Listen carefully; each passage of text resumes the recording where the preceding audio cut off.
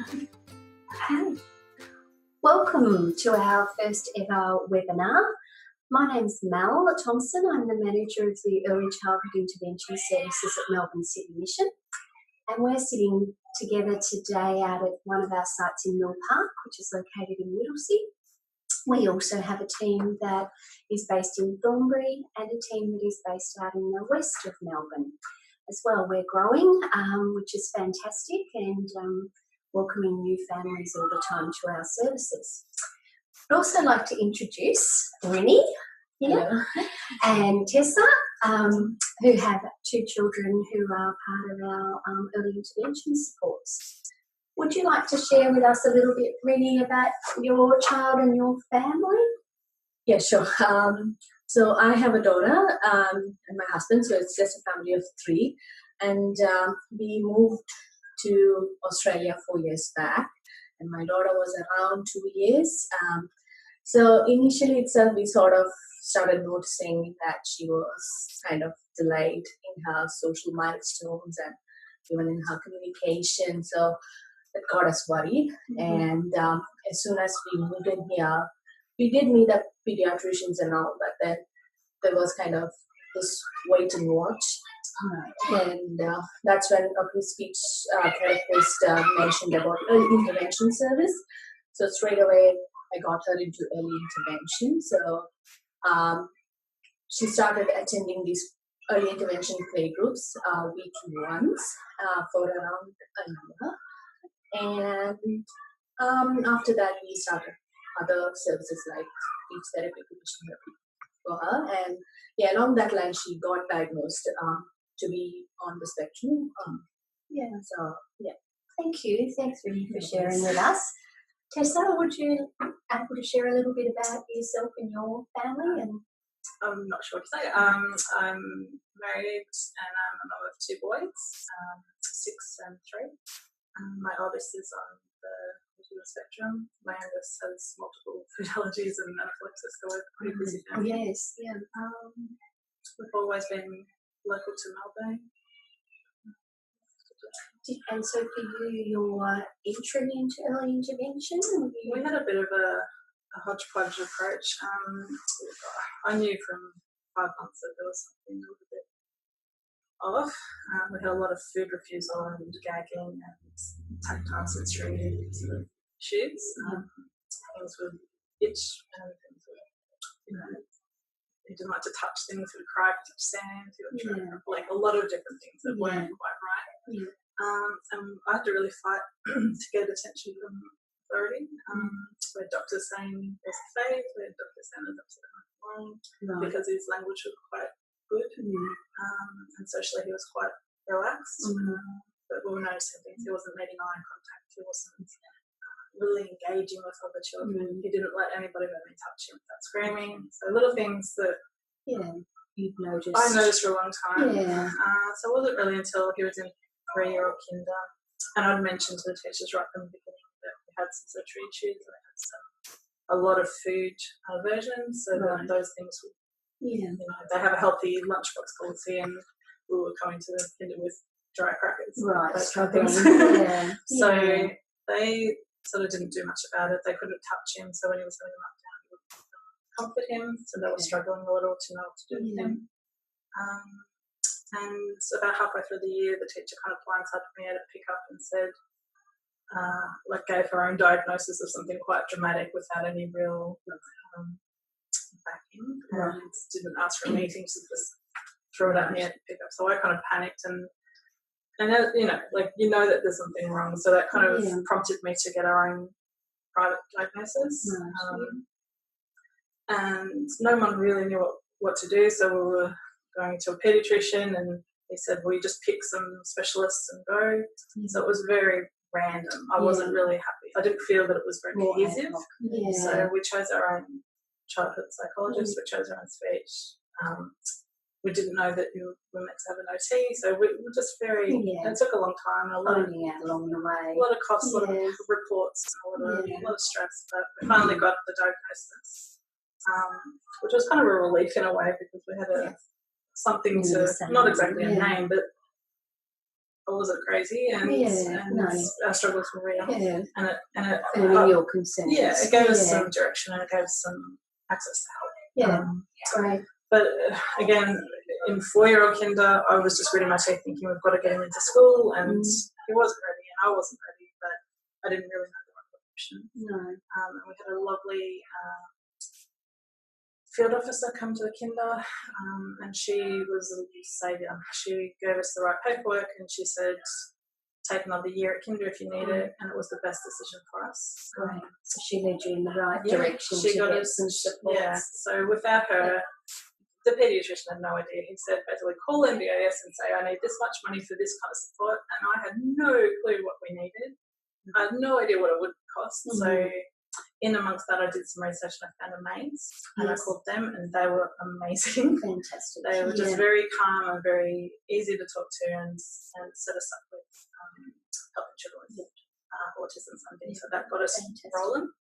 Great. But otherwise, like, if it wasn't for the field officer that came to the kinder and got us into, I think it was the Brotherhood of St. Lawrence, and then that kind of led to finding my parent and all those little steps I would never have done by myself. Yeah.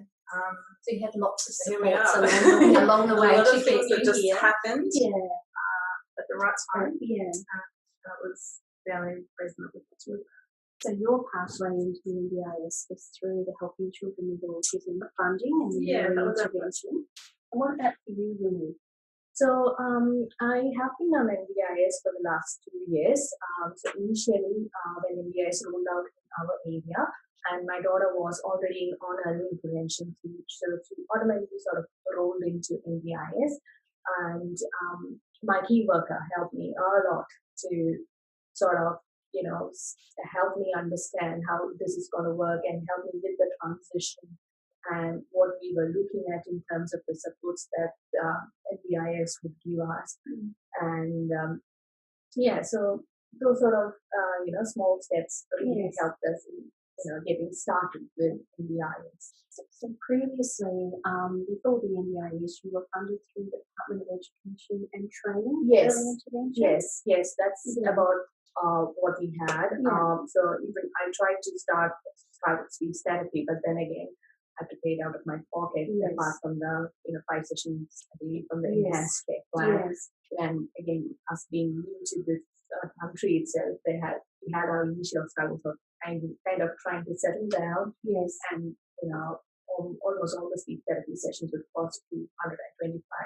I don't know, more than that. Yes. And it was hard, so I had to sort of stop.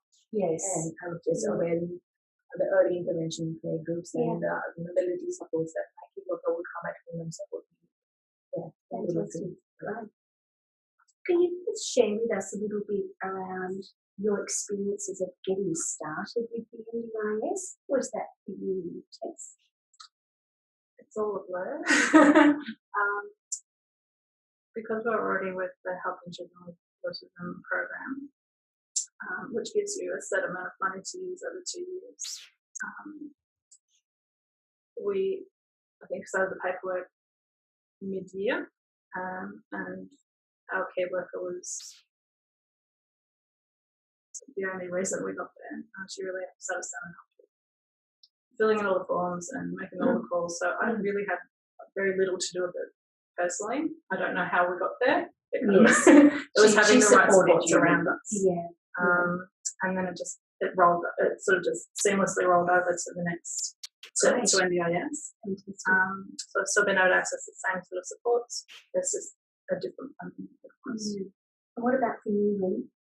How was your entry into the NDIS? So as I mentioned, my key worker, I have absolutely no clue of how NDIS works for me and my child. So my key worker sat with us and said, okay, they're going to come. They'll do an initial assessment if she is, fit to access this service of early intervention, and we really don't need a diagnosis because at that time I didn't have a diagnosis for her. And then we just sat together and went through the plans and the goals and stuff, and what they are actually looking at. And, it sort of went from there. Great. So both of you had that support from your key worker, which helped you with the planning that was needed to develop your first plans. Yes. And Tessie, you're still on your first plan, your NDIS plan, and when you're on your second plan. Yes. What types of supports do you both receive through your NDIS funding for Abigail and Isaac? So for Abigail, currently she does speech therapy fortnightly and occupational therapy fortnightly. And like last year, she did do some groups like school transition groups at early intervention service. And then we have our key worker supporting her at kinder, with her speech therapy rooms, other things, whatever there's like an open communication line between the kinder teacher and the speech therapist and occupation therapist. So whenever they need help, my key worker would go there and sort of help, sort it out for her. So she does some supports and linking between. Yeah, definitely. That helps a lot, and I think that is really, really essential for any child that all these things working cohesively for them. And how do the childcare staff where Abigail goes? How did they find that work with your key worker in their service and those support? So my daughter is at kinder, so she's doing like now second year of kinder, and they have always found it very helpful with the key worker coming in, with those little things on how to get her to sit during a group. She would just stand and just walk away, with this just little things like text, Yes. And so that they get to in some way interact with her. Initially, she hardly had any language to interact with them. So, and it was really hard for them to understand what she wants. So my key worker has really helped in bridging that gap. And helping her break it down to her, tell her use pictures and visuals to communicate with her. I mean, that has really, really come a long way for her. That she flourished so much, and she's going to go to mainstream next year without any funding. Her language has come up that much. Yeah, brilliant. Yeah, fantastic. What about for you, Tessa? What types of supports do you? We have a similar story. Isaac sees a psychologist fortnightly at their office. He also sees an OT here in Parent.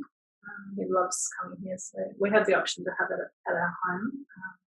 But he just enjoys coming to the space so much that we're so happy to come here. Our key worker will come to see him at kinder. I think at this point it's once a month, and that's really just to keep an eye on how he's tracking and be that familiar face if he's having some social struggles. She's very, very good at helping him communicate with peers. Always happy to have a chat with myself or staff at the kinder, and they're very open to suggestions. So we'll write up a little report of what she observed and maybe a few ideas of where you could scaffold a little bit. And again, things like helping to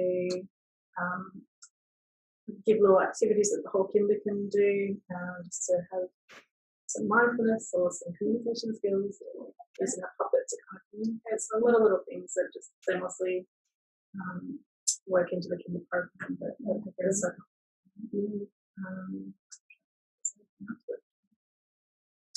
we've also taken part in holiday program in terms of getting ready for school. So we'll be next year again. We're going to a mainstream as well, which is wonderful. And we're at a point now. I never thought we'd get there. I honestly never thought we'd get there. And the last 12 months have just been awesome. And I'm still in shock. It's wonderful. So we see the few specialists. And yes, we have had a kid come to our home and do a few sessions there as well. But he's come out of his shell, so he's happy to try. So for both of you, the funding has meant some flexibility as far as bank services being delivered in early years centres, home centre-based, which is great that you've been able to be flexible. And has that changed across the life of the 12-month plan, or was that set from day one? Or? For us, we were just offered the option fairly early, and at each point we've just taken whatever works best for him. So to begin with, we were seeing more in kinder in our home where it was more comfortable, and as with the rest, there's a lot more centre-based. Okay, great. Yeah, even for Abigail, initially I was doing more group therapy and stuff for her, but then along this year I didn't do that much because she did not need that much of group therapy. We were focusing more on the individual therapy and PT session. So it's like it changes definitely from year to year because your child is growing, so their needs change. So with NDIS, we do get that flexibility, that we need to change some things, which is great. Yeah. And I know the NDIS plans come out with quite some goals for each child at the start of the plan. Did you feel that they helped guide what types of supports and services that you were going to receive throughout the year, or did that change? Was it reflective of what you needed? I have to remember back. My mind's a bit forgetting. I do remember sitting down with some other ladies from Brotherhood of St. Mark's and working out where his specific needs were and what the best method of helping him in those areas would be, just in a very broad strokes kind of way. I think, and then we just picked a few issues that were more important to us than just but for his social skills and his version. We found that psychology has helped him with that a little bit, as well as some IT. So we've kind of focused on those two areas, and sort of you could overwhelm. Yes, there's lots of things that perhaps it's breaking. So I think that helps. It breaks down what your needs are, and sort of streamlines in which direction you should go. And measure that package. Yeah, even with Abigail, the worker from NDIS sat with us, along with my key worker myself, and went through the goals, and I believe or whatever services she was working with, even now we get the reports on how or what we are going to do this year, which will help her to reach those goals, and those reports have really helped us, and even the caseworker from NDIS, so that they could produce these reports and say, hey, this is what the child needs, and that really helps them in getting a clarity of how it helps the child achieve those goals and get that funding for her. So Great. That's good. It's fantastic that for both of you, your NDIS plans have really met the needs of the children, and that they've offered you that flexibility to change as they've developed and progressed throughout the year too. So that's fantastic. Was there anything in particular that you felt that you've learnt through this journey that you now know that perhaps would be valuable to share with other people who are starting their NDIS journey? It can be quite daunting for people. It's very new for families and for service providers. Is there anything that you perhaps could share with people that you wished you knew, or that you've learnt along the way and would be valuable to share? So I would say that, again, I didn't know anything much at the start. I had to kind of learn it along the way. So with NDIS, if when you go for the initial meeting and when the money comes through and you see if that's not enough, you can always go back for a review in maybe even 3 months. So that's something I didn't know. But I learn later. And other thing is probably there's options like NDIS manage, self-manage what are goals, and if you feel that you have to actually finish the budget before the plan runs out, and that if the money doesn't get carried over. So I sort of realized at the end of my first year, and I'm like, oh, I have to do that, and it's really quick that you can actually move money that you have allocated for a particular service. You can pick, and if there's, you think that's not going to be used by another service that I can use it for, you can actually move that money from one service to another. Yes, yes. So yeah, things like that which I didn't know initially, Yes. and I would say any parents out there, get as much information as possible. Go to the NDIS and ask your e-worker if you have one, and yeah, just get ready, with what you want for your child. For the planning. Currently in our early intervention services, we complete a plan, we call it a support block, with families where we try and break down your child's goals and attribute funding to each of those goals throughout the year. Do you feel something like that is helpful? Even though you say there's flexibility, do you think it's helpful to try and plan out what it might look like for the 12 months? Oh, definitely. I think, it's like planning is the key. Like, because you know your child better than anybody else in a way. So, plan ahead on what exactly you want in terms of the services or informal support or equipment or whatever it is, plan ahead. Good. Thanks. What about you, Tessa, or is there anything that you... I think because we're still in our first year, so coming into it, I didn't know really what supports we would need, how often it would be necessary, how much it would cost. So that budgeting, we kind of just did as we went. I think we were told initially you could allocate a set amount of money to a particular service, and then you were capped at that amount, and that you did have the flexibility to move it. We haven't really needed to do that yet. I think towards the end of the year we might need to reassess how much we've actually used and where the most effective help was coming from. So if it does come to next year, we'll have a better idea of the reality of what was most useful for him and how much money perhaps would be best allocated to each different. So I guess that's just something you need to learn along the way, because every child has a very different set of needs. Yeah, exactly. And I think just knowing how to access, we had no idea. We had very poor advice from authority figures in the beginning who didn't have the training, I believe, to understand how it worked. Yes. So we were kind of on our own trying to stumble through. I had no idea who to even ask for help.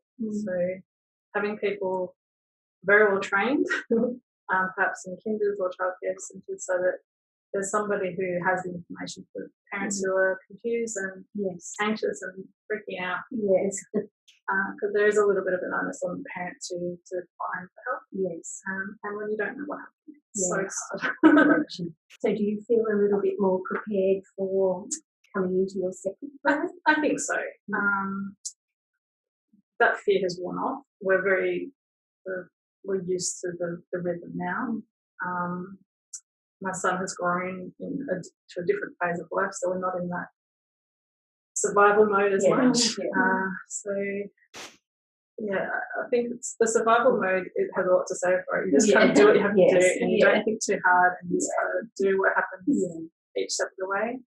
We have a little bit of distance now to be able to assess a bit more. And again, with him starting school next year, his needs will be different. Our time frame will be different. So having someone to sit down with a plan and help us decide again will be very, very helpful. Good. Great.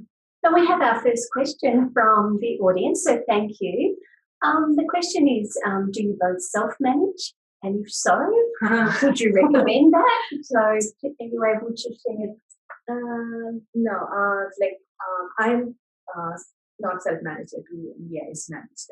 Then again, it varies on person to person and the child's needs. So when I opted for NDIS services, what I had to make sure is the services that my daughter's going to work with, like her speech therapy, occupational therapy, and the early intervention people, that they are registered with NDIS. So if those services are registered with NDIS, then you can just go for NDIS management.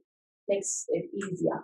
But then again, every child on the spectrum is different. There might be children who need, like, I don't know, ABA therapy, or there's a lot of therapies out there, and not all of them are actually registered with NDIS. And if they are not, then you'll have to opt for a self-managed model.